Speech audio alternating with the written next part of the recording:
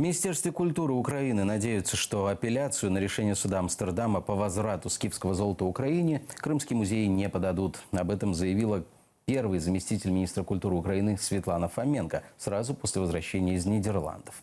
Объясняет, аргументы крымской стороны в суде были эмоциональными и к юридическому рассмотрению не имели никакого отношения. Стороны имеют 3 месяца для подачи апелляционной жалобы. Дуже вражав той факт, що жодний представник кримських музеїв не з'явився на суд. Їх інтереси представляла громадянка Російської Федерації. Це дивно, коли українські кримські музеї захищаються за допомогою російських громадян.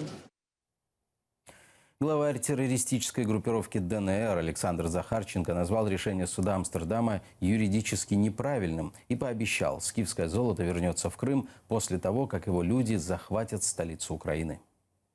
В жизни много несправедливости, к сожалению, не на все мы можем эти процессы влиять, но я гарантированно уверен, что когда мы возьмем Киев, поменяется ситуация в Киеве, золото Крыма вернется все-таки в Крым.